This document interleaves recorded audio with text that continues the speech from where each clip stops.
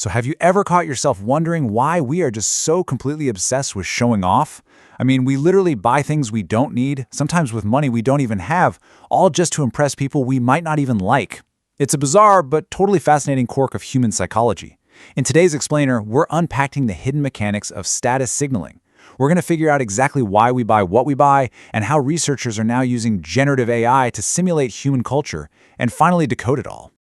Just to show you how wild this behavior gets, let's talk about some actual data pulled right from the store shelves at the Copley Mall in Boston. Researchers tracked identical shoe designs from luxury brands just to compare their prices. Take Gucci, for example. You've got one shoe heavily printed with that flashy, unmistakable double G logo. That one goes for $405. But then, you have a practically identical shoe right next to it. Only this one is completely logo-free, made of a really subtle ostrich leather, and it costs $740. You're paying almost double for something that deliberately hides the brand.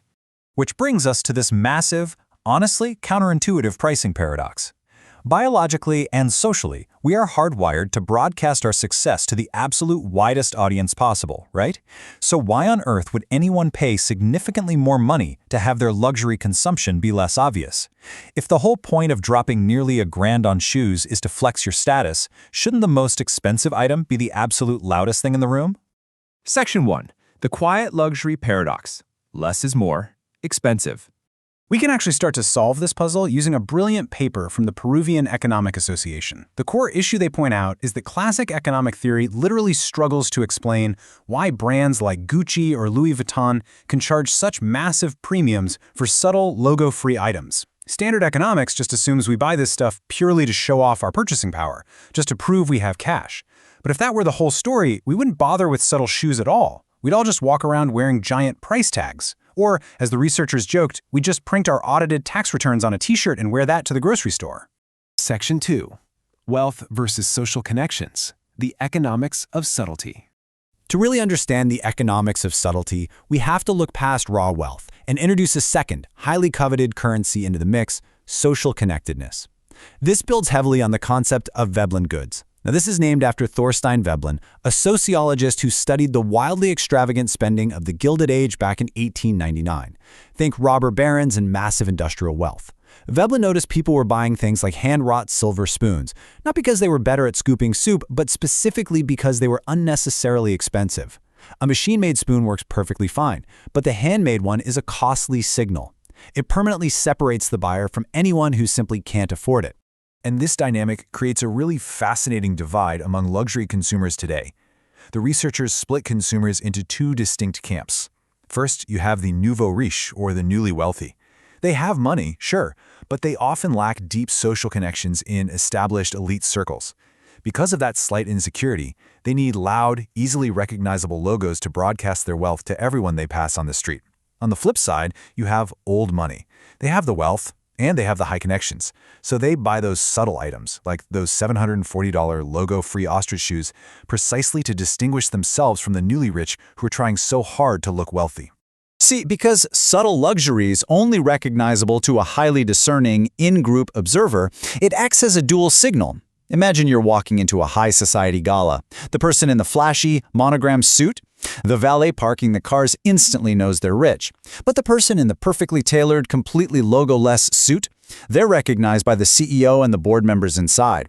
It proves you have the money and the elite social circle to match. You are signaling to a very specific, exclusive audience.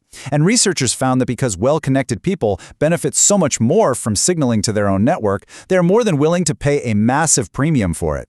The brands know this, and that is exactly why they hike up the price for quiet luxury. Section 3.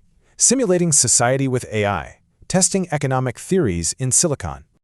Okay, so we get why subtle goods hold value for certain connected groups. But how do completely arbitrary things, like a specific shoe design, a handbag, or even some random vinyl toy, get that accepted status value in the first place? How does society collectively agree on what's prestigious? Well, to answer that, we're looking at a groundbreaking new paper from Google DeepMind. Normally, testing sociological theories on humans takes years and it's full of messy, uncontrollable variables.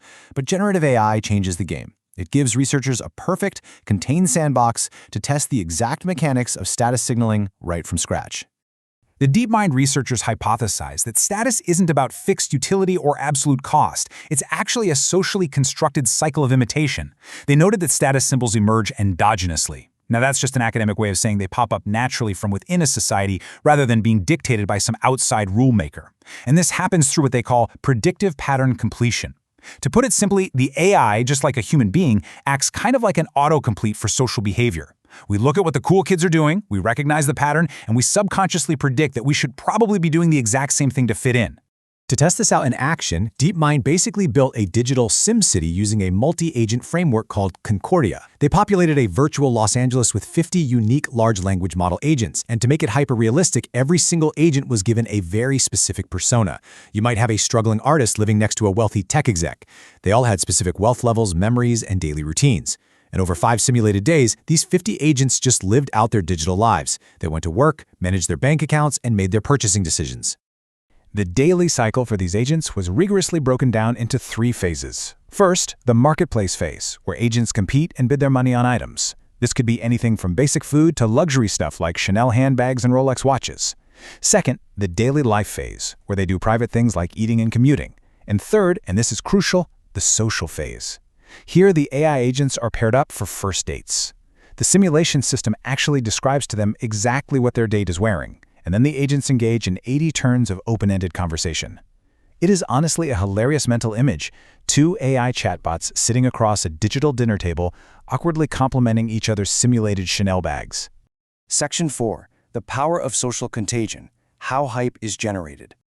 So what actually happens when these AI agents start going on dates and observing each other's luxury purchases? Do they naturally develop a taste for status symbols?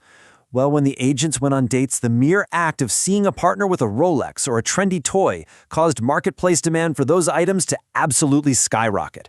The mechanics were so cool to watch. An agent would see the luxury item, compliment it during their conversation, encode that positive interaction deep into their memory, and then desperately rush to the marketplace the very next day to bid up the price so they could own it themselves. But here is the most telling part of the whole study. When the researchers ran a control simulation where they totally removed the first dates, meaning the agents still went shopping but lived in complete social isolation, the hype died entirely. Prices stayed completely flat. The agents bought significantly fewer status goods. This is scientifically massive because it isolates social visibility as the absolute root cause. It beautifully proves that if nobody is around to see your Rolex, your desire to own that Rolex drops to pretty much zero. Social contagion, not the item's raw cost or usefulness, is what truly drives conspicuous consumption. The implications of this are just staggering. The AI successfully generated complex Veblen effects completely from scratch. But it gets even crazier. To make absolutely sure the AI wasn't just regurgitating its training data about real-world luxury brands, the researchers threw in completely fake, synthetically generated brands, like a made-up Serrier Juliet handbag. And this is the smoking gun. The agents actually turned those fake, completely useless brands into coveted status symbols too, just because they saw popular peers wearing them on dates. It totally rules out the idea that the AI just knows Chanel is expensive. It proves that social visibility actively creates culture. It transforms basic functional demand into desperate status-seeking behavior. It turns out our desires aren't entirely our own. Whether we're humans walking through a mall or large language models navigating a simulated LA, we all act as cultural learners. We observe our social environment, we internalize how our peers react, and we develop what the famous sociologist Pierre Bourdieu called a feel for the game. In modern society, that means instinctively knowing whether to wear a loud Gucci logo or a quiet pair of ostrich shoes based entirely on the room you're about to walk into. We adopt these conventions simply because the people in the social circle we want to belong to are already doing them. So we've journeyed all the way from the shoe racks at the Copley Mall to the server racks at Google DeepMind. We've seen exactly how quiet luxury signals exclusive social circles, and how AI mathematically proves our desires are basically highly contagious patterns of emulation. So the next time you reach for your wallet to buy that slightly too expensive, perfectly subtle item, ask yourself, are you actually buying it for its utility? Or are you just a generative agent, completing a pattern to quietly signal your status to your social circle? Something to think about. Thanks for joining me for this explainer.